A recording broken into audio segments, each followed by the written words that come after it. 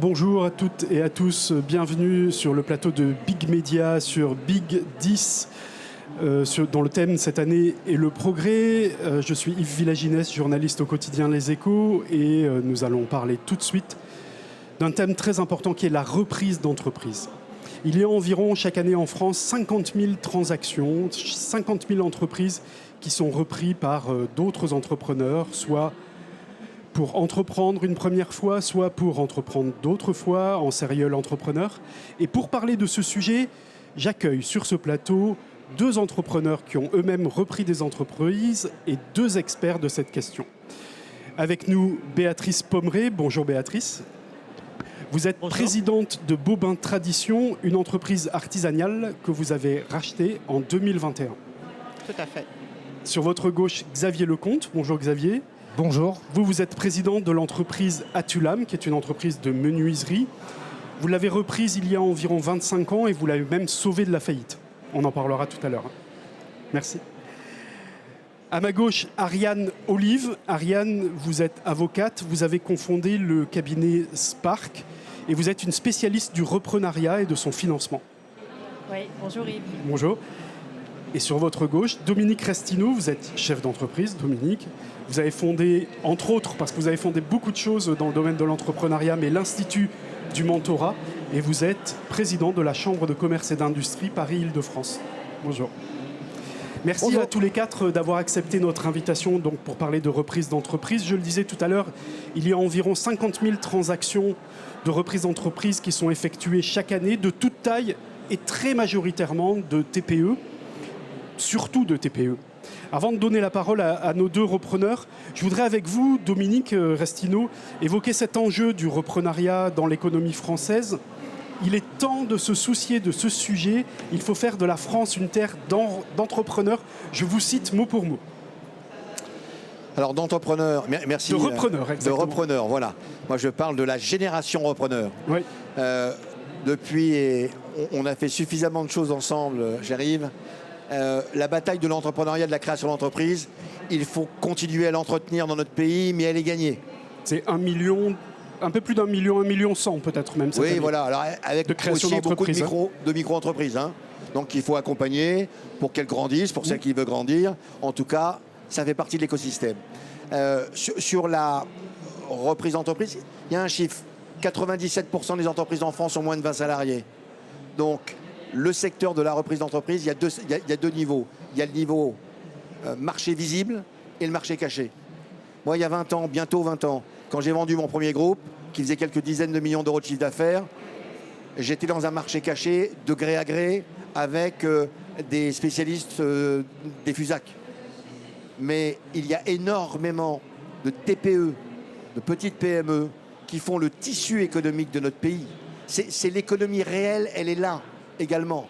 Et là, il faut s'en occuper parce que c'est plus que de la perte de chiffre d'affaires, c'est plus que de la perte d'emploi, c'est plus que de la perte de savoir-faire, c'est de la perte également de lien social. Et c'est pour ça qu'il y a un enjeu philosophique autour, en plus de la création et de la reprise d'entreprise. Comment est-ce qu'on pourrait qualifier la reprise d'entreprise?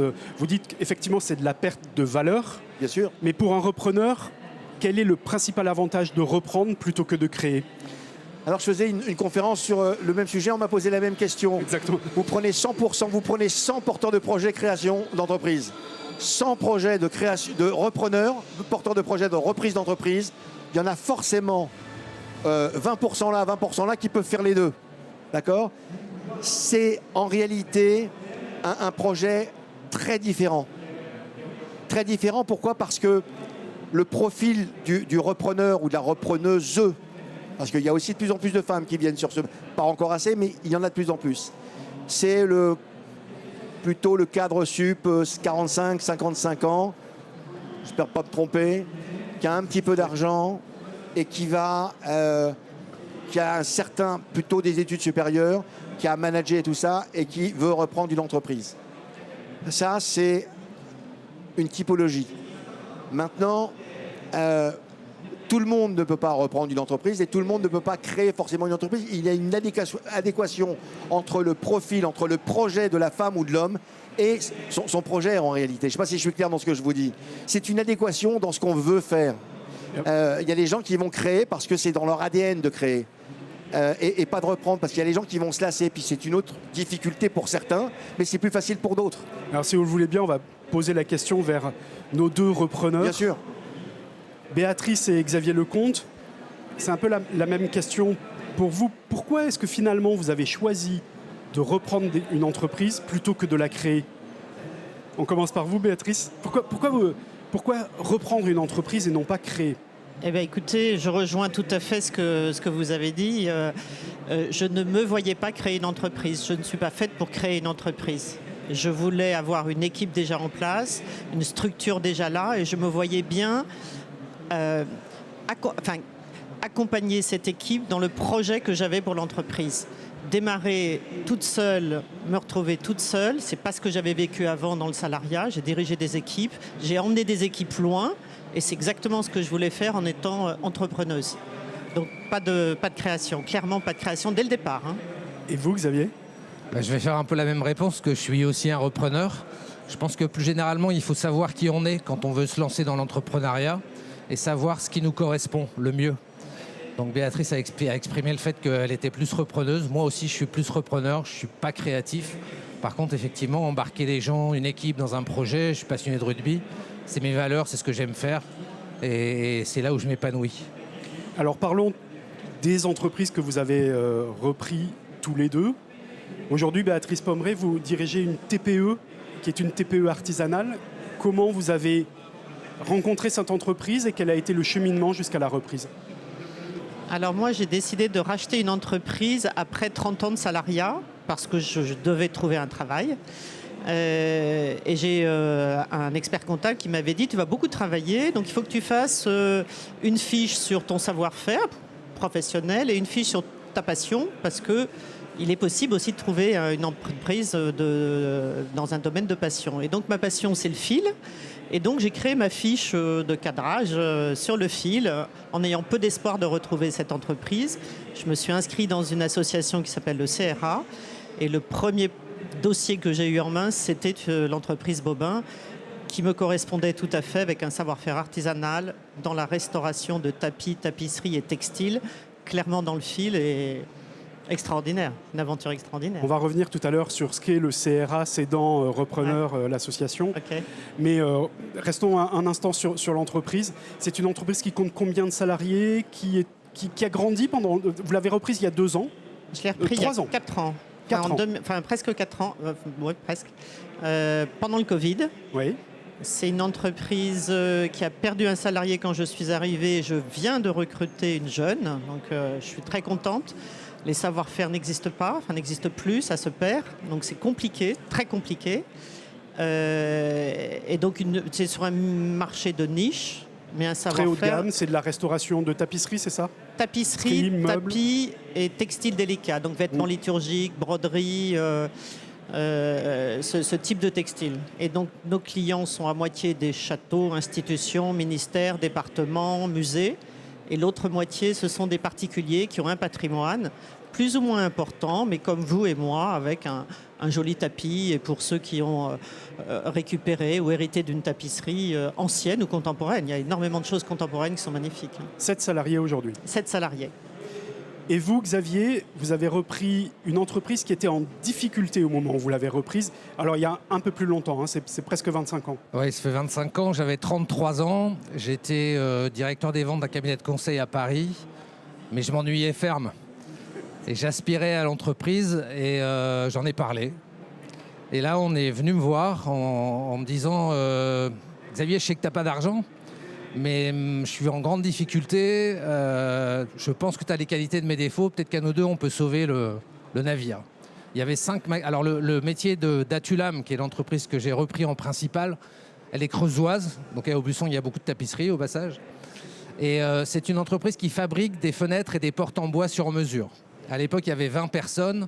On faisait 1,5 million de chiffre d'affaires avec un seul client, qui était la maison mère Isofrance Fenêtres, 5 magasins à Paris, 3 à Lyon. et des fonds propres négatifs de moins 23 millions de francs. Alors effectivement, je n'avais pas d'argent, donc j'ai pris beaucoup de risques. Pas très calculé, donc j'ai beaucoup travaillé. Il ne fallait pas beaucoup se tromper, j'ai eu l'impression de traverser le Grand Canyon sur un fil sans avoir appris et sans filer en dessous. Mais ça a été une aventure formidable. J'ai embarqué les gens où il y avait là aussi un vrai savoir-faire. La fenêtre bois sur mesure, c'est une vraie problématique, d'ailleurs, le savoir-faire et la transmission du savoir-faire. Et on a développé cette entreprise. Ça fait 27 ans qu'on fait de la croissance tous les ans. Et aujourd'hui, on est 220 personnes, on fait 30 millions de chiffres d'affaires. Et on a 1000 clients menuisiers sur toute la France, des TPE donc. Nos clients, notre ADN, c'est de vendre à des menuisiers installateurs qui vont voir le particulier sur le marché de la rénovation, particulier plutôt CSP+. Et donc de la fenêtre haut de gamme, donc des installateurs haut de gamme, donc beaucoup de savoir-faire. Et vous avez vendu, ce qu'on doit dire, c'est que vous avez redressé les magasins, vous les avez revendus et vous avez conservé l'outil industriel. C'est ça l'histoire de la reprise. Exactement. Déjà à la reprise, on a fait 50-50 sur les magasins et mon père m'a bien conseillé. Et j'ai repris 100% l'usine. Alors vous avez tous les deux un point commun, c'est que pour trouver l'entreprise que vous avez reprise, vous n'avez pas beaucoup cherché. Je crois, Béatrice, que la première entreprise qu'on vous a présentée au CRA, c'est celle que vous avez achetée. Tout à fait, mais quelque part, mon parrain au CRA m'a dit je crois qu'il n'y a que toi qui peux acheter cette entreprise. Elle te correspond. Alors, on va y revenir sur comment vous avez persuadé la cédante qu'il n'y avait que vous, parce que vous aviez de la concurrence. Hein. Et vous, Xavier, c'est une relation familiale qui vous a amené sur ce dossier. Oui, mais c'est aussi le fruit du fait que j'en ai parlé. Après, il y a des outils, etc. Mais l'important, c'est de bien analyser qui on est, ce qu'on recherche et en parler. Et je crois qu'il y a un moment donné, c'est comme dans l'immobilier, quand on achète un appartement, il faut un coup de cœur. C'est comme dans la vie amoureuse. Et je crois que la reprise d'une entreprise, c'est une relation amoureuse, c'est une aventure durable. Donc, si on n'en parle pas, ça ne fonctionne pas. Et je crois qu'après, quels que soient les vecteurs, il faut avant tout avoir bien analysé qui on est, vers quoi on veut aller, et ensuite être à l'écoute de tout ce qui peut se passer, de tout ce qu'on peut nous proposer. Alors on va en parler avec Ariane, vous réalisez combien de deals tous les ans dans votre cabinet d'avocat à peu près? Alors, vous êtes spécialisé en TPE-PME. Hein, oui, exactement. On fait que de la TPE-PME, tout ce qui va être en circuit court avec des dirigeants, des entrepreneurs, puisque c'est ma passion, notre passion. Alors nous, on close une trentaine d'opérations par an. Depuis plus de 22 ans maintenant, donc ça en fait un certain nombre, plus toutes celles qu'on n'a pas closées, plus les dossiers qui se sont ouverts mais qui ne se sont pas poursuivis.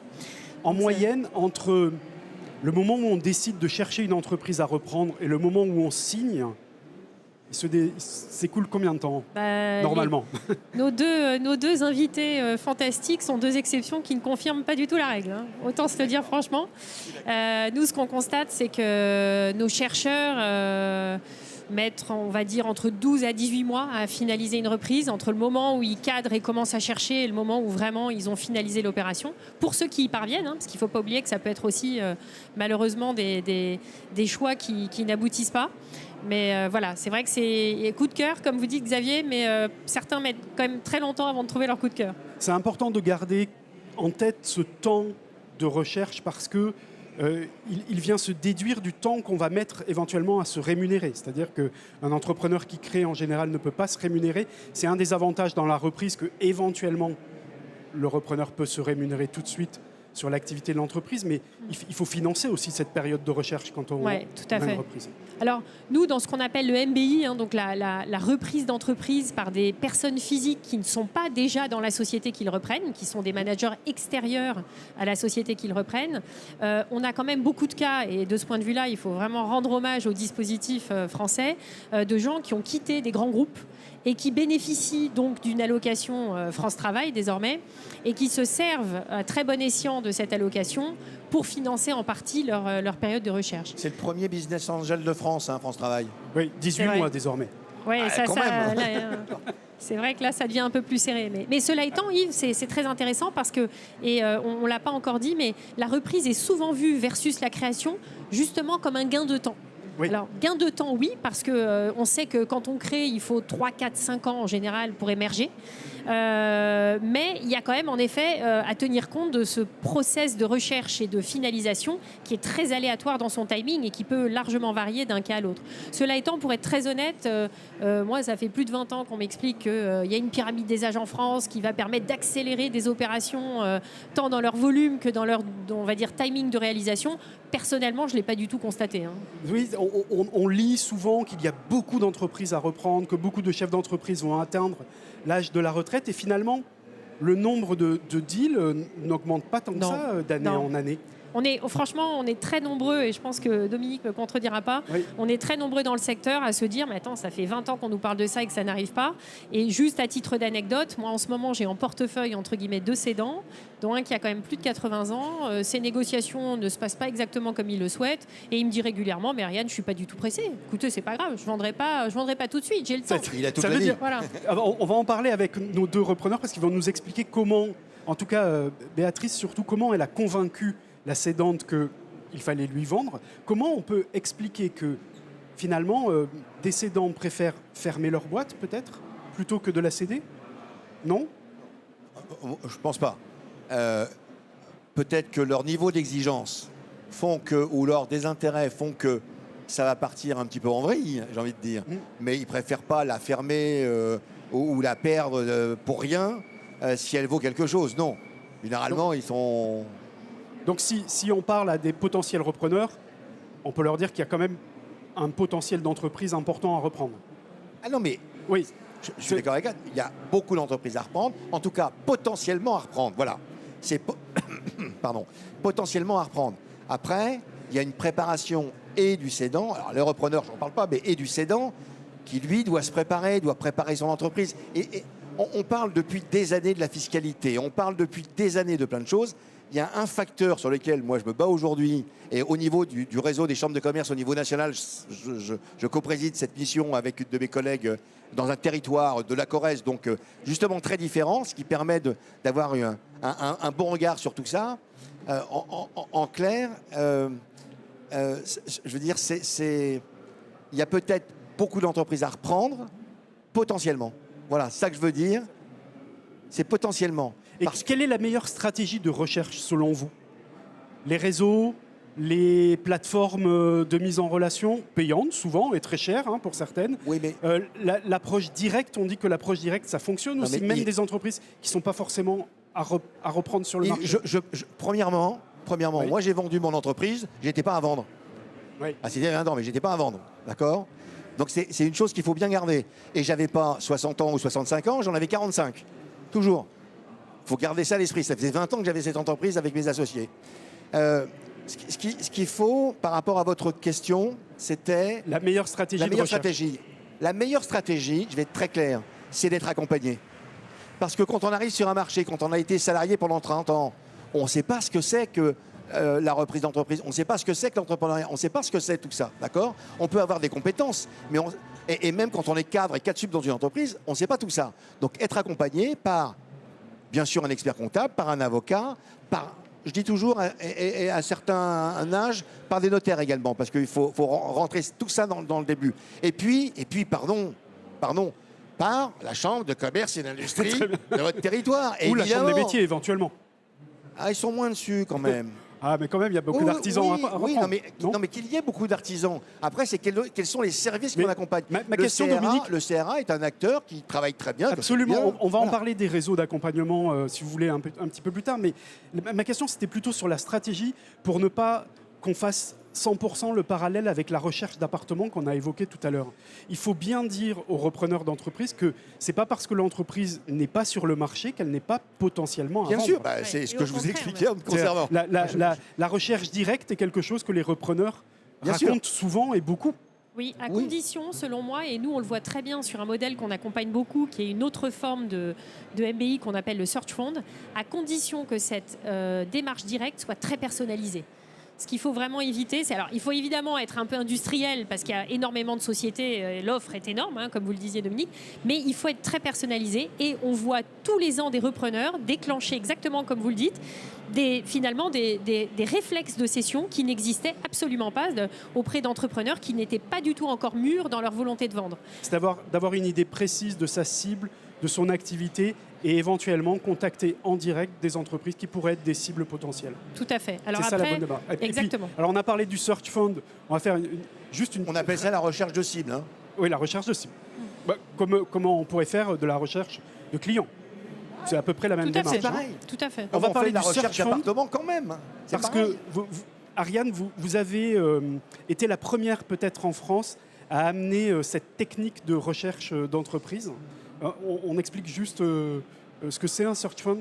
Ce qui est intéressant dans ce modèle, qui est importé des États-Unis, hein, donc nous on l'a décodé en France, mais il est préexistant, c'est un modèle qui a 35 ans, même s'il est complètement inconnu en France. Ce qui est intéressant, c'est qu'il s'adresse à des repreneurs beaucoup plus jeunes que la moyenne qu'on a tous évoquée ici autour de cette table, plutôt des gens entre 30 et 40 ans, qui n'ont aucun fonds propre, et du coup des gens qui, eux non plus, ne veulent pas créer, qui ont déjà un parcours professionnel d'une certaine qualité, qui ont, selon eux, des capacités de structuration, et on l'a évoqué tout à l'heure aussi, reprendre, c'est gagner du temps, mais c'est aussi des volontés d'accompagner des équipes, d'embarquer, mais de retourner, de restructurer. Ils ont ces capacités-là et ils sont entourés donc d'un certain nombre d'investisseurs qui sont en réalité des business angels, hein, tous d'anciens entrepreneurs, qui vont du coup avoir un rôle de mentorat un peu et qui vont les aider dans cette route non seulement de la reprise, mais aussi de l'accession à ce statut de dirigeant. Le principe, c'est que le repreneur réunit autour de lui 4-5 investisseurs, ils y mettent, on va dire, une somme 50 000 euros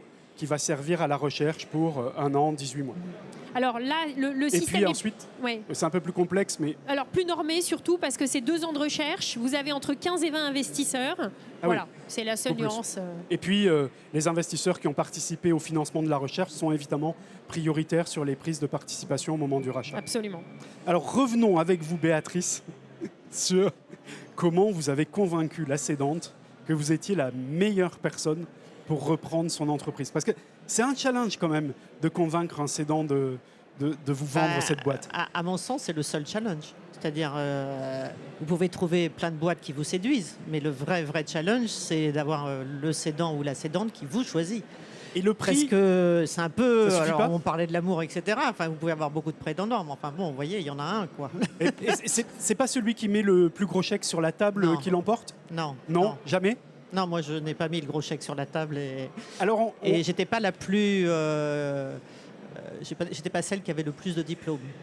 alors comment on fait? Comment vous avez réussi à la convaincre? Alors, d'abord, je me suis assuré qu'elle avait envie de vendre.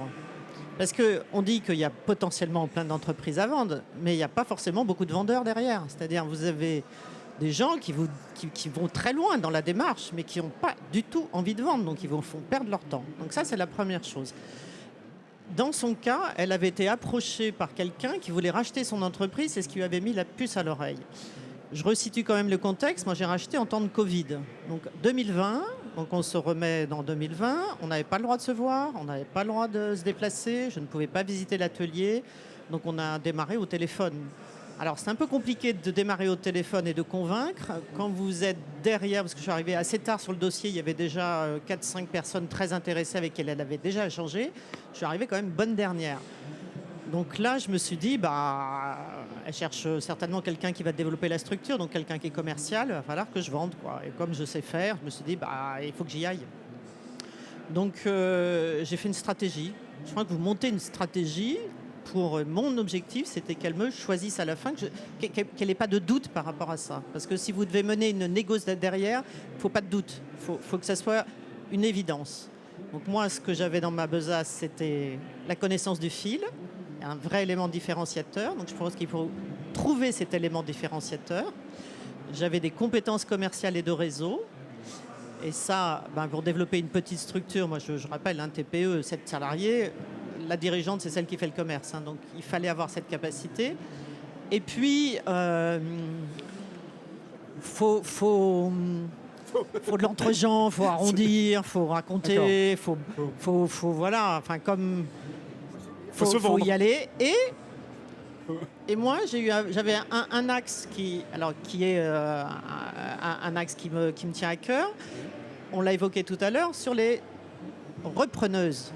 Il n'y en a pas beaucoup. Il y en a même très peu. Les femmes qui veulent reprendre, il n'y en a pas tant que ça. Il faut y aller. Et donc, moi, ça me hérissait un peu le poil, pour être correctement, enfin poli. qu'elle puisse revendre à un homme.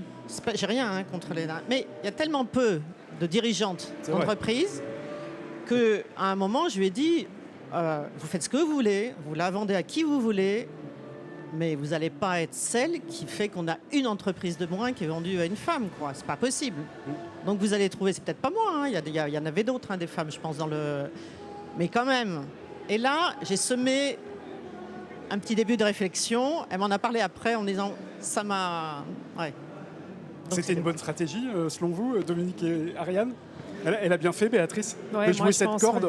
Le facteur humain et la séduction, comme disait Dominique. Hein, en TPE-PME, c'est ce qui est passionnant d'ailleurs dans ce marché de la reprise qu'on appelle small, c'est que ce marché, il n'est fait que de facteurs humains. Et les choses se font ou ne se font pas pour des motifs exclusivement humains à la fin de la journée. Oui, les deals se font sur de l'affect, beaucoup. Ah mais clairement, clairement. Ou se défont d'ailleurs. Ou se défont, exactement, échouent. Non, c'est ce qui est passionnant. Mais quand vous êtes sur une taille d'entreprise véritablement à taille humaine, les gens que vous avez en face de vous sont des gens qui sont habitués à avoir ce contact direct et vrai quelque part. Voilà. Donc c'est ce que Béatrice a joué. Elle l'a dit, hein, c'est une commerciale. Oui. Donc elle a usé du charme des commerciaux, c'est-à-dire de séduire son interlocuteur.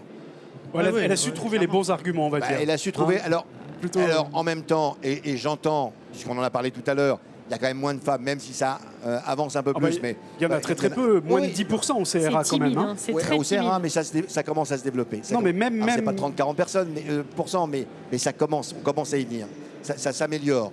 C'est pas encore ça, mais ça On s'améliore. part de très bas. Oui, bien sûr, mais je suis entièrement d'accord. C'est bien. Mais en tout cas, et ça, c'est pas forcément que séduire. Ça peut être aussi des convictions. Oui, c'est des convictions non, mais personnelles, voilà, de toute bien façon, sûr. je pense. Moi, je comprends tout à fait. Je préférerais vendre à une femme. Je suis entièrement d'accord. Si elle met le prix qu'il vaut. Alors, l'étape suivante, enfin, ou concomitante, c'est le financement. Il faut aussi convaincre les banquiers, les investisseurs de vous prêter cet argent. Alors vous, Xavier, c'était un peu difficile, non? Parce que comment on fait pour convaincre un financier de vous prêter de l'argent quand c'est une entreprise en difficulté? Comment vous avez fait?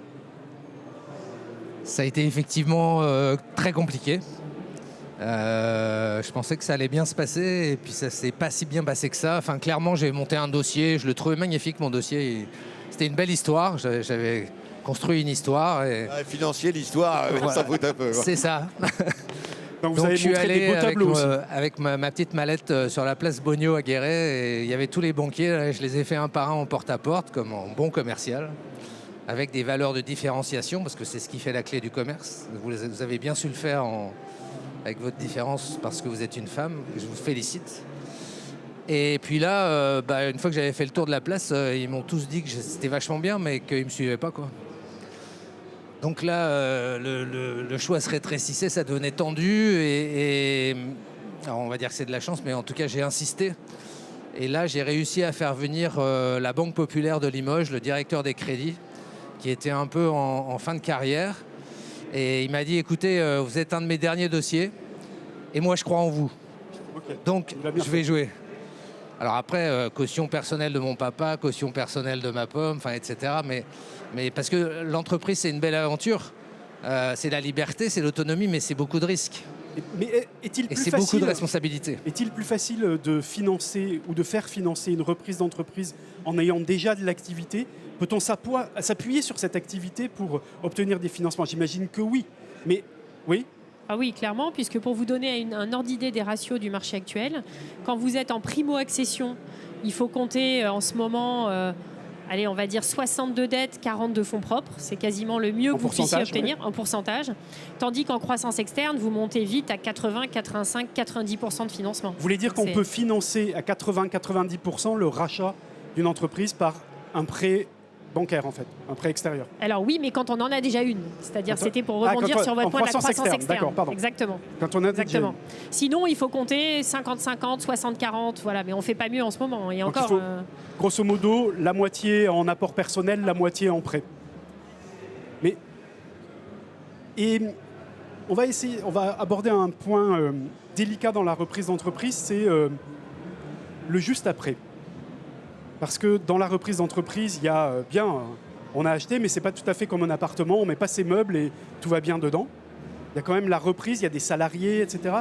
Est-il vrai, et pouvez-vous confirmer que dans toute reprise, il y a forcément une baisse de chiffre d'affaires la première année ou les 2 premières années? Si je peux me permettre, juste avant qu'on passe sur cette nouvelle question, Oui, si vous pouvez. sur le financement, en réalité, on finance pas une entreprise, enfin, on finance une entreprise avec le montant qui, en réalité, ce que vaut l'entreprise.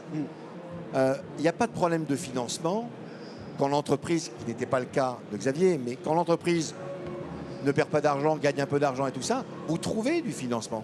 Mais Dominique, il y a toujours des risques à une reprise d'entreprise. Il y a toujours des risques, même en création. Clients qui sont tellement habitués aux cédants qu'ils ne veulent plus travailler avec vous. Vous perdez des collaborateurs parce que votre tête ne revient pas en tant que nouveau Tout le monde a repreneur. entendu ce type. Bien sûr, Oui. bien sûr. Mais là, j'étais sur le financement de l'entreprise. Comment justement on Non, couvre ces risques? Sur le financement, je ne suis pas d'accord. Désolé, j'interviens. J'ai racheté une boîte qui marchait bien.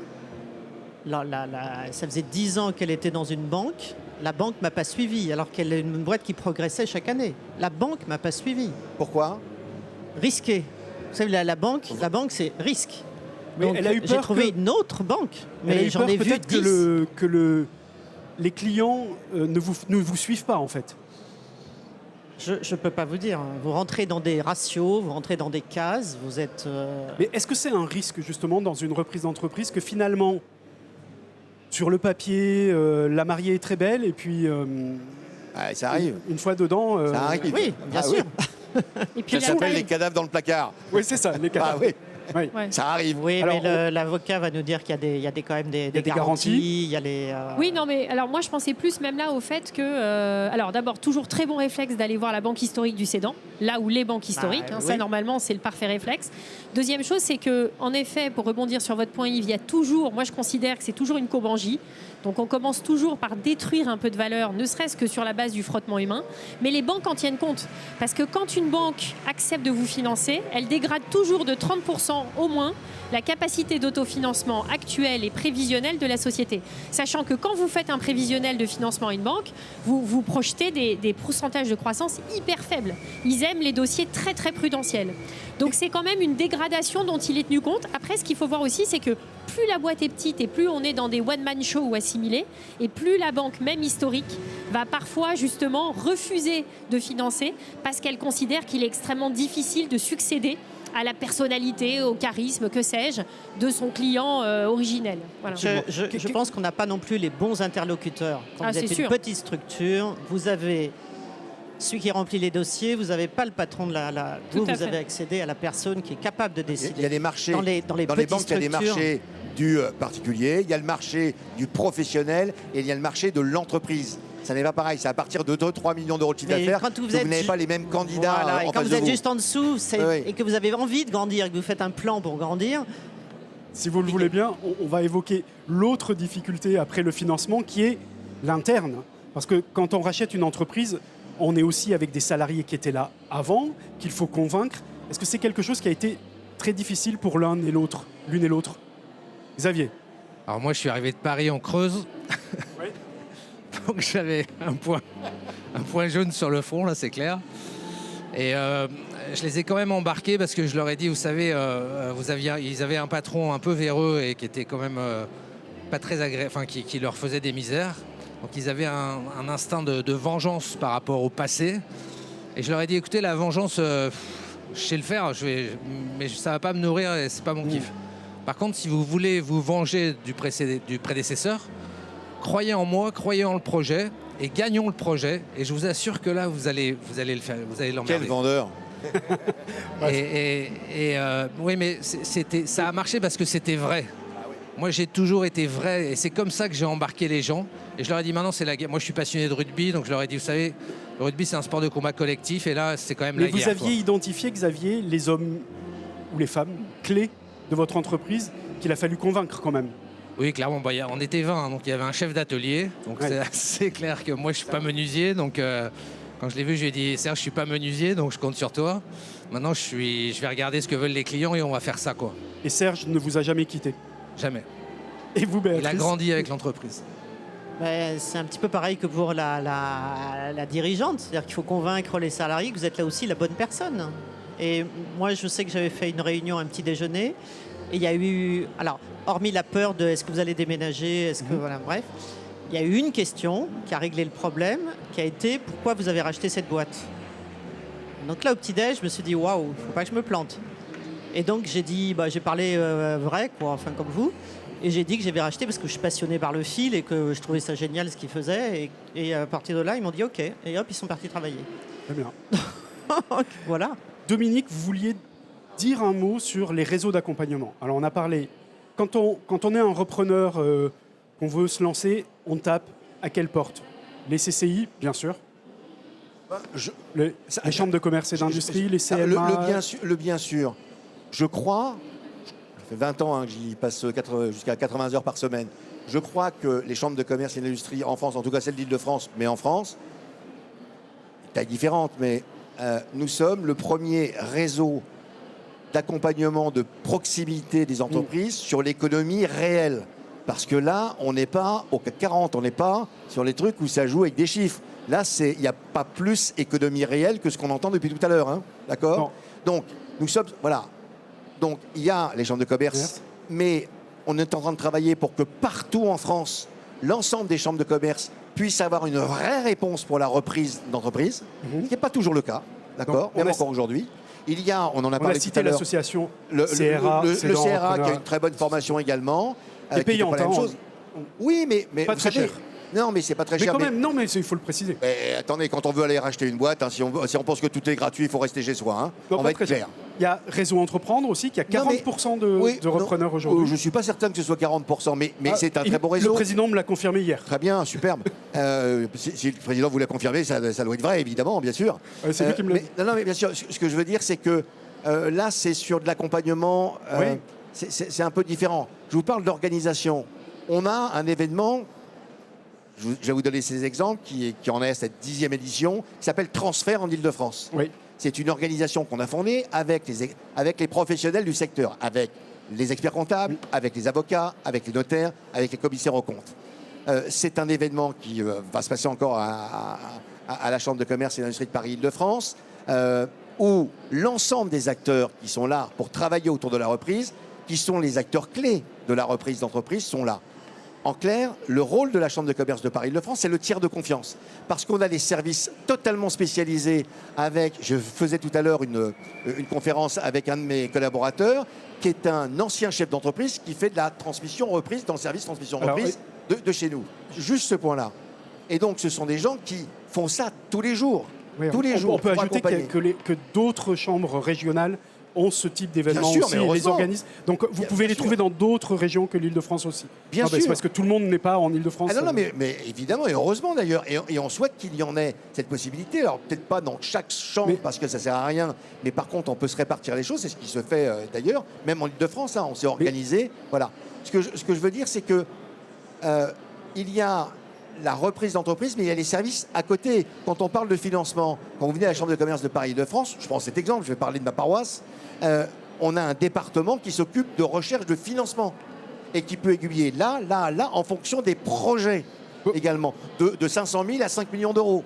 Dominique, pour conclure, je voudrais juste signaler une initiative quand même des incubateurs Les Premières qui ont lancé un incubateur dédié exclusivement à la reprise d'entreprise par les femmes. C'est bien. Bon, c'est des toutes petites promotions, mais c'est quand même important de signaler ces initiatives. Vous savez, on se connaît depuis 20 ans, je crois. Ah oui, je crois. D'accord. Donc des choses qui naissent il y a 20 ans, qui deviennent de plus en plus grandes. Oui, absolument. C'est très bien, d'accord. Et les premières font un travail remarquable et axé exclusivement sur les femmes. D'accord. Donc je trouve ça très très bien. C'est une très très belle organisation et je la soutiens fortement. Nous sommes en partenariat sur d'autres organisations que j'ai fondées dessus. Je voulais, pour conclure, parce que nous arrivons au terme quasiment de cette émission, vous demander, Béatrice et Xavier, si vous aviez déjà réfléchi, engagé un processus de transmission de votre propre entreprise. Rapidement. Alors, ça peut être oui ou non. Béatrice, c'est un peu tôt quand même. Alors oui et non, mais quand j'ai racheté l'entreprise, je me suis donné entre 10 et 12 ans, point barre.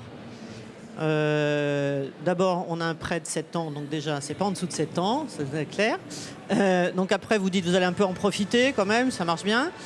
Et puis je pense qu'après, moi j'ai d'autres projets, parce que j'en ai vraiment beaucoup, donc j'ai un autre projet, et que il faut laisser la suite, il faut laisser les gens reprendre, et que je serais contente d'avoir fait ce petit parcours avec cette équipe et sur un job passionnant de fin de carrière. Et qu'après, oui, non, je pense qu'il faut avoir... J'ai rencontré des repreneurs qui avaient été malmenés par des faux vendeurs. Et honnêtement, c'est pas correct. Donc, soit vous avez envie de vendre, soit vous n'avez pas envie de vendre. Mais à un moment, il faut y aller, quoi. Il faut se décider. On va pas être... donc, si vous n'avez pas envie de vendre, vous restez jusqu'à je sais pas quel âge. Mais Et, à un et moment, vous, faut- Xavier, Je ne crois pas que ce soit des faux vendeurs. Hein. Je ne crois pas que ce soit des faux vendeurs. Ce sont des gens qui peuvent imaginer qu'ils pourraient vendre, mais qui ne savent pas encore, qui n'ont pas entamé le processus. C'est pour ça qu'on dit qu'il y a un peu de temps pour se préparer à ce genre de choses. C'est ça qui est important, parce qu'on peut se dire, même parfois, vous savez, vous avez racheté pendant le Covid. Il y a des gens qui se sont dit, c'est bon, j'arrête tout, parce que je vais tout perdre. Voilà. Ça faisait partie du jeu, j'en ai vu un certain nombre, d'accord ? Et puis à un moment, ils se retrouvent psychologiquement devant, qu'est-ce que je vais faire demain ? Qu'est-ce que machin ? Mais ça panique. Ça panique, On ils en arrêtent revient- tout. Mais On c'est en pour ça qu'il revient faut se préparer. à notre il faut se discussion dire, c'est tout à des l'heure. faux hein. vendeurs. j'arrête, moi, dans... Je vais étayer, Xavier je vais étayer les propos de Dominique. Parce que moi, il y a 6 ans, j'avais 55 ans, donc je me suis posé, j'ai regardé, je dis c'est quoi mon avenir ? C'est pérenniser l'entreprise et je veux travailler avec des gens avec qui j'aime travailler. Donc j'ai construit ça. Après, je voulais aussi, pour pérenniser l'entreprise, faire rentrer un investisseur minoritaire issu du monde industriel, parce que je voulais qu'ils connaissent notre métier, et bienveillant. Donc j'ai pris un conseil M&A. J'ai mené cette opération pendant le Covid. Je l'ai signé le 3 décembre 2020.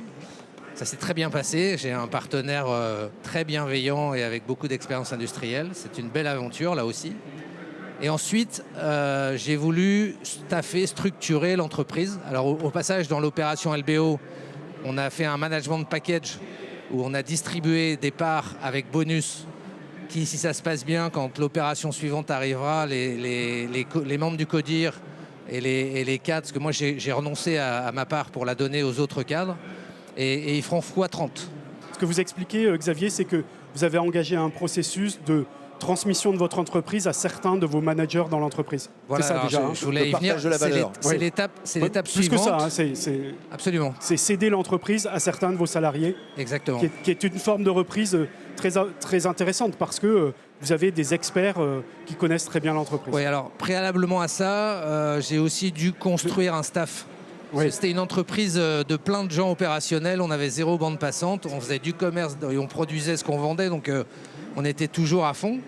Et là, il fallait que pour préparer cette suite, construire un staff. Donc j'ai embauché des cadres avec lesquels aujourd'hui, effectivement, je prépare l'étape suivante. Eh ben, on en Et reparle. Si une vous voulez reprise bien, de on en l'entreprise reparlera par une fois que vous aurez Pardon. cédé et vous viendrez nous expliquer comment vous Excusez-moi, avez je suis passionné. cédé votre Non, entreprise. il n'a que Il est 61 passionné. ans, hein. il est encore. Il a le temps, il a 20 ans encore. Je suis encore là pour longtemps. Ouais. Merci à vous quatre d'avoir accepté Merci. notre invitation pour Merci parler beaucoup. reprise d'entreprise aujourd'hui. Merci Ariane Olivier. Je rappelle que vous êtes avocate spécialisée en reprenariat.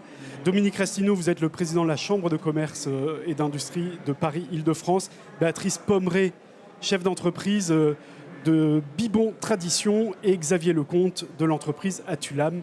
Merci beaucoup. Bonne soirée. À bientôt. Au revoir.